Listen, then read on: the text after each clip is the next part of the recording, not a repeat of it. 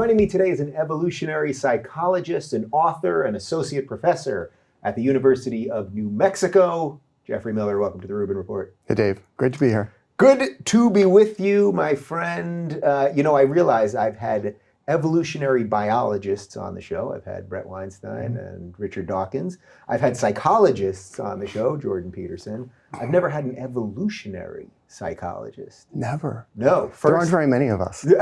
How many are there? We're almost extinct. Yeah. The big international conference, we get maybe 300 people. Versus like a big neuroscience conference will be 30,000. That's got to be a tough crowd. It's a tough crowd.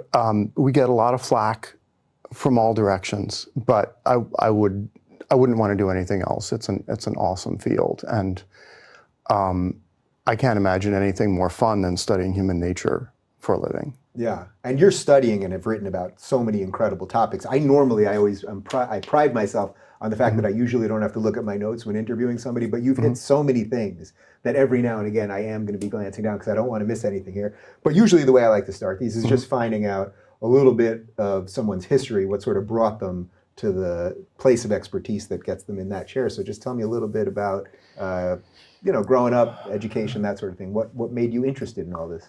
Oh, I was born and raised in Cincinnati, Ohio, went to undergrad at Columbia University. I studied psychology and biology and just anything that grabbed my interest.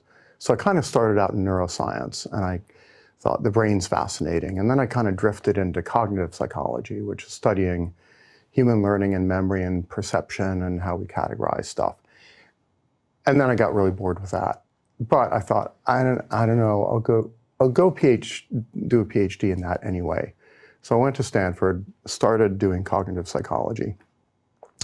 But when I was there, I met these two brilliant postdocs who were working with my advisor, Lita Cosmides and John Toohey, who had just come from Harvard. And they basically invented the field of evolutionary psychology right there at Stanford in front of my nose from the ground up. And they were like, we're going to take evolutionary biology, anthropology, cognitive psychology, merge them all together and make this new science of human nature. Yeah, so let's slow down for a second. So what does that synthesis look like? What does that even mean when they're talking about this? How do you take these things that are thought of as their own institutions and put them into one box? It's basically like the key insight is if you want to understand human nature, whether it's anything, human sexuality or emotions or how we relate to other people or other groups, you can always ask the question, where did we come from? What challenges did our ancestors face in terms of surviving and reproducing and raising kids? And what exact structure did those challenges have? Like, what was ancestral life like? We don't know every detail, but we do know a lot from anthropologists who've studied hunter-gatherers. We know a lot from primatologists who've studied chimps and bonobos and gorillas and orangutans. And you can kind of triangulate on a picture of prehistoric life and figure out, like, why do we fear certain things, snakes and spiders and bears and whatever? Well, it's because there were certain selection pressures. Like, if you don't fear those things, you die. Why do we look for certain things in mates when we're choosing sexual partners? Well, if you don't look for those things, then you have bad relationships and bad kids, et cetera. So it's a way of looking at the past to inform our understanding of the present. And that's not what most of psychology does, so it's quite a novel kind of approach, but I think we've gotten enormous leverage out of it. Was there pushback from people within each discipline going, whoa, we've got all the answers right here, why do we want to put these things together? Because I would imagine there's always a certain inherent competition amongst all of these different disciplines. Yeah, the evolutionary biologists kind of hate it because that was going to be my next question, since I know a couple of those guys. They're happy to go, here's how other animals evolve. They're happy to go, here's how the human body evolved. Here's how the human immune system evolved. But once you get above the neck, then they're like, you're just going to make trouble for us in biology, because that's where things get politically controversial, is when you start explaining human behavior or individual differences or sex differences or human emotions or stuff like that. So the biologists don't like it. The anthropologists had a lot of the same issues. like we've spent the last century trying to get anthropology kind of away from biology in a way. So please don't drag us kicking and screaming back into that swamp of controversy. But we just kind of plowed ahead, and I think it's been a big success story in the sciences in the last 30 years. So what were the things that were intriguing to you that had sort of bored you from the other disciplines before that? I think the fact that sexuality is central to evolutionary biology and evolutionary psychology, it's how we get our genes in the next generation is choosing mates and having babies and raising kids. And if you ignore that, you ignore, I think, one of the core driving forces in human nature and human culture. Now, most of psychology kind of ignores mate choice and sexuality and reproduction, except insofar as it's kind of like seen as politically relevant. So like you'll get a little bit on, well, there's sexual discrimination against certain kind of groups, which is important to address, like gay and lesbian rights and so forth. But they don't really see it as central to who we are and to what motivates us. So do you see it as the real pillar of what's motivating us? Like if we were sort of looking at this in concentric circles. I think it depends where you're at in life. I think for young single people, what we call mating effort, like the attempt to attract other people, whatever your sexual orientation, that drives an awful lot of behavior. How you dress, what ideas you adopt, why you bother to learn things, why you bother to get credentials. I think a lot of that is driven by mating effort. But then, if you settle down and you're in a long-term monogamous relationship, you don't kind of need to do that stuff. But that's exactly when people get lazy. Go, huh? That's where people let themselves go, right? They don't stay in shape, they dress more sloppily, they kind of don't bother reading like serious nonfiction anymore. Why? Because a lot of that sort of creative display has already accomplished its purpose. So in that way, that's not in real conflict with evolutionary biology, right? Because you want to look your best to get the best mate and all that. So in that way, you guys are on the same track. So where does that deviate? Well, so when biologists talk about courtship displays, and here's the bowerbird building its bower, and we talk about like ideological displays, and here's people showing off like their virtues through virtue signaling. The biologists know exactly what we're talking about. And we know exactly what they're talking about. It's just, often they don't want to get in the trouble that follows if they kind of make these analogies too clearly. Have you had any of these conversations with Brett Weinstein?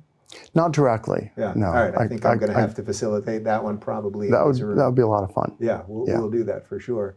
So it's interesting. Okay, so let's focus on the sexuality part of this for a little bit, because it seems like so many things that we used to be able to talk about, we suddenly can't talk about, or that academics are self-selecting out of, and things of that nature. Now, I said to you right before we started, you're one of the few people I see on Twitter, and I'm like, oh, he kind of gets what Twitter is, because you put out some smart stuff, you're kind of funny on there at the right time, you know when to go with snark and all of those things. And that to me seems the only way that you would be able to have any of these conversations online.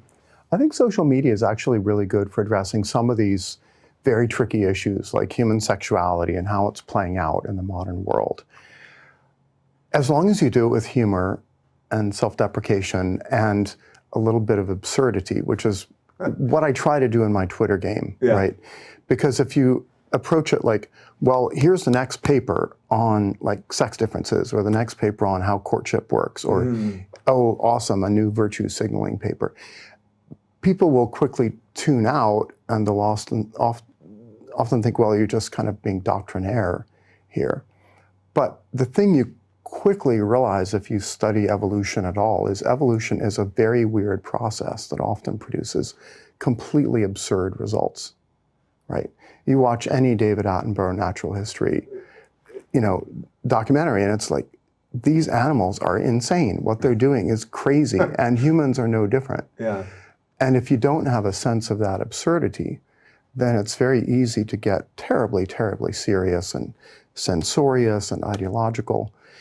And that really captures a lot of what's going on, right? That doesn't really help anybody. Yeah. All right. So let's pause on sexuality for a second. I don't want to get off that topic, so to speak, but let's just do the 2-minute Twitter portion of the show, which is there a evolutionary explanation to the way we're behaving with each other? Is there a psychological explanation to the way we act one way on this medium and another way on another medium, and how that has evolved because of the types of communication? It's a great question, and I think honestly, social media blindsided everybody. I don't know anybody in the 90s in psychology or any behavioral science who's going, here's what the internet is going to turn into, right? It'll become this massive global system of very rapid fire, interactive, snarky virtue signaling that drives everyone nuts, and yet we can't give it up. Yeah, I think Philip K. Dick probably would have thought that, but maybe nobody else. Yeah, Philip K. Dick, maybe William Gibson, a few other folks kind of had the insight, but honestly, nobody was deriving kind of from first principles. Well, we are a social primate, and we love to gossip, and we love to show off our virtues and our intelligence to each other. And therefore, obviously, there will be this thing called Facebook and Twitter and whatever. And it will play out in this way. And moreover, it will revolutionize politics or culture in some way. Nobody thought that. So we can come up with post hoc reasons why that might have played out that way. But I would only do that with a very high degree of humility. Like, I don't know. I don't know. Now that we're here, you can kind of a little bit make sense of it. Well, it's almost like you can see the evolution of Twitter. You know what I mean? Where you now see people, I'd like to include myself in that, where they're trying to clean it up a little bit. It's like we all did this unknown thing of snark, and everyone was trying to destroy each other and one-up each other and virtue signal about the things we care about and all that. And it's like now I'm seeing a growing group of people that are like, whoa, how do we deal with reality in the confines of social media, but maturely and honestly and without just wrecking everything? And that almost strikes me as an evolutionary function. And it's evolution that's happening so fast and on such a huge scale. I mean, who could have predicted that, like, the more amateurish looking a visual meme is, the better it would spread? That's completely bizarre.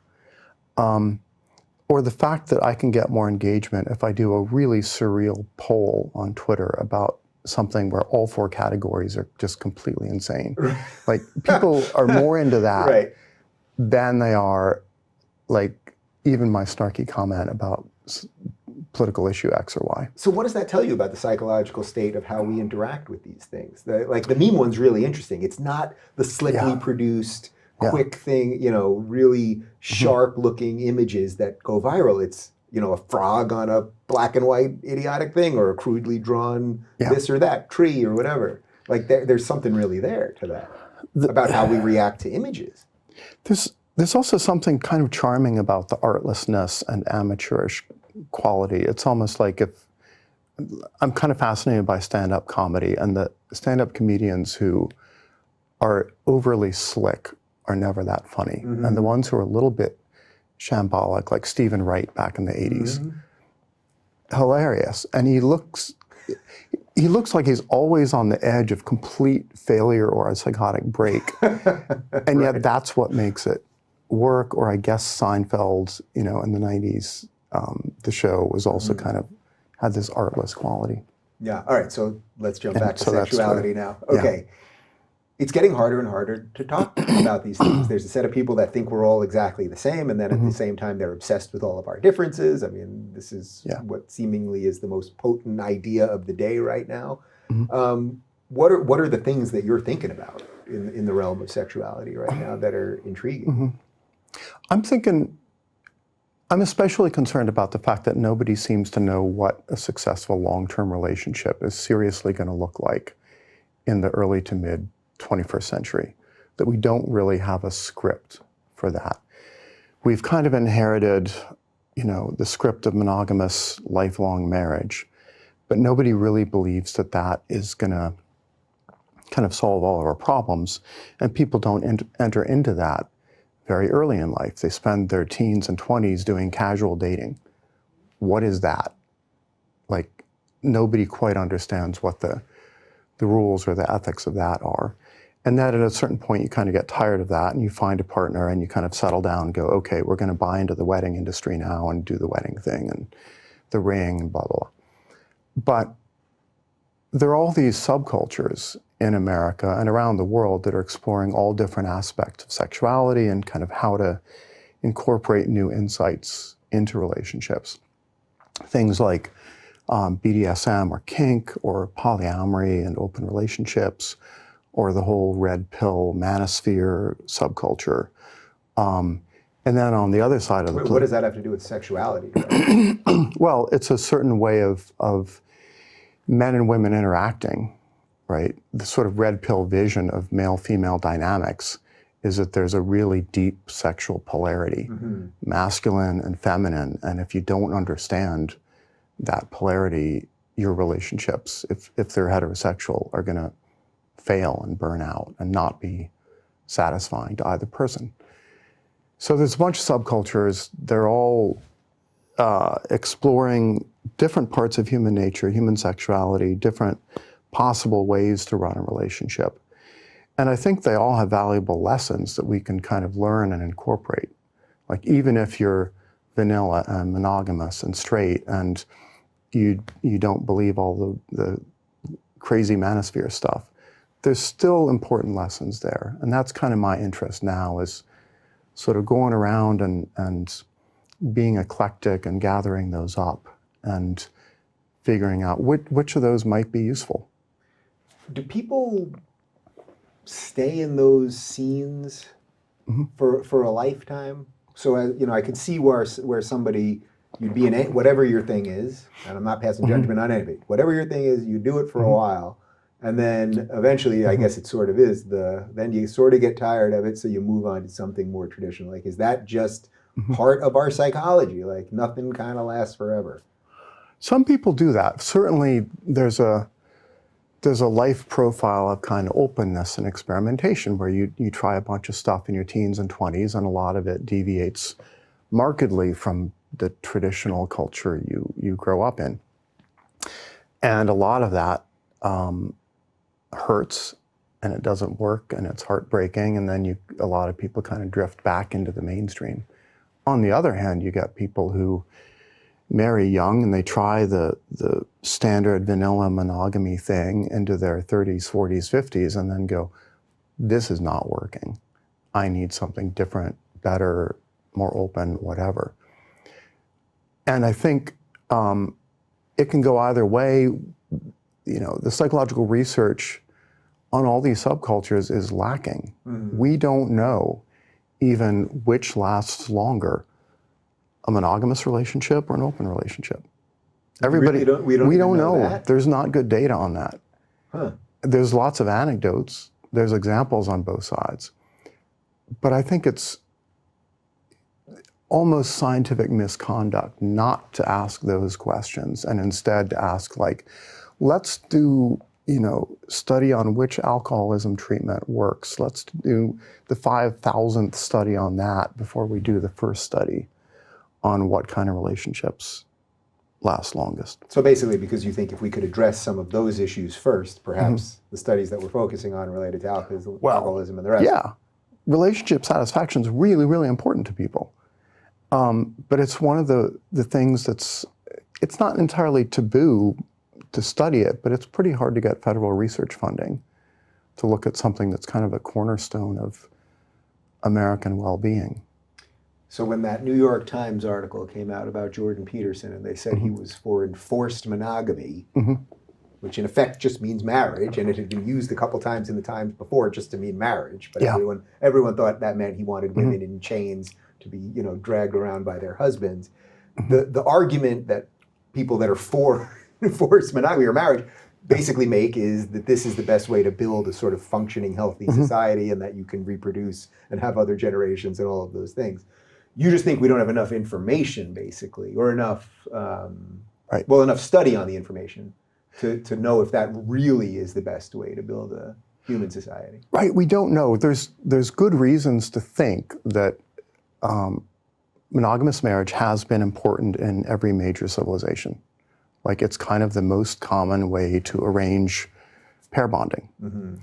And I'm sure Jordan Peterson has read the same articles I've assigned even in my polyamory class that's about, here are the benefits of monogamous marriage, and there are many benefits of it.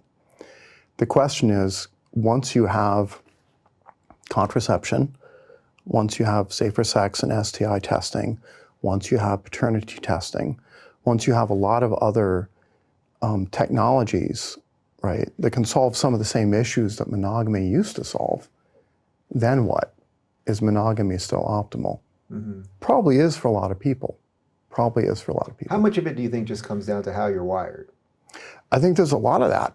Some people are just wired to go, man, I just want a pair bond. I want my mate, and I want to keep it simple, and that's good enough for me, and I will get a lot of companionate love and attachment, and it'll last a long time. A lot of people are very happy with that, and that's great.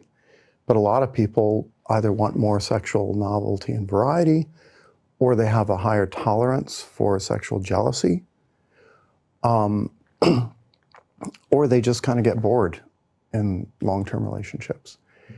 And I think those people should not be prescribing like rampant polyamory for the monogamists, but the monogamists shouldn't necessarily be prescribing like our way is the only way for everybody else.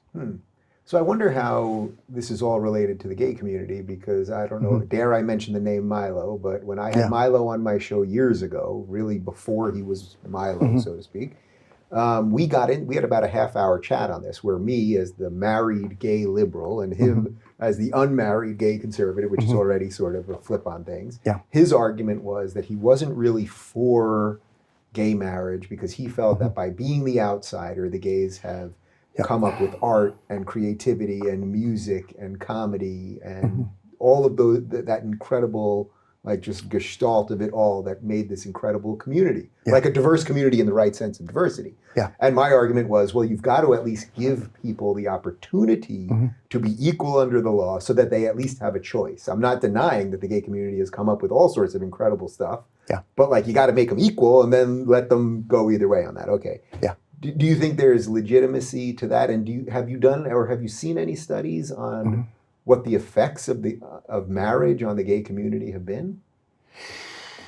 I haven't seen a whole lot, but I guess it's probably too soon, right? I mean, my understanding, and some of this comes from Dan Savage, right, is that a lot of gay couples have a kind of monogamish relationship where it's like, we're pair bonded, we love each other, but there's also a negotiated agreement that we can have outside lovers once in a while under certain conditions that we kind of mutually agree to. See, it's funny, I hear that all the time, and I don't know, out of the gay couples that I know that are married or, really together, I don't know ones that are like that, or at least that I know that they are like that, let's put it that way. Okay. But I know that this is something that's tossed out there. So we can go with this for... But I'm sure there's variety, and I'm sure that there's also kind of social assortment, right? So that the more monogamous gay or lesbian couples will kind of be more comfortable with each other, and they might know those crazy monogamish folks down the road. Right. But, or you just don't know your friends that well. I mean, I guess anything's possible, Yeah, and honestly, it's not that different from like the way even heterosexual relationships work in a lot of Europe, where a lot of those are tacitly monogamish, and there's a sort of understanding that monogamy doesn't necessarily mean sexual exclusivity for either partner. America is extremely puritanical and kind of rigid about that, and we think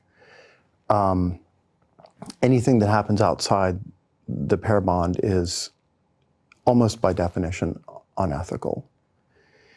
And there is research on sort of anti-polyamory stigma, where people actually are more prejudiced against people in open relationships than they are against almost any other group, in terms of orientation or race or religion or anything.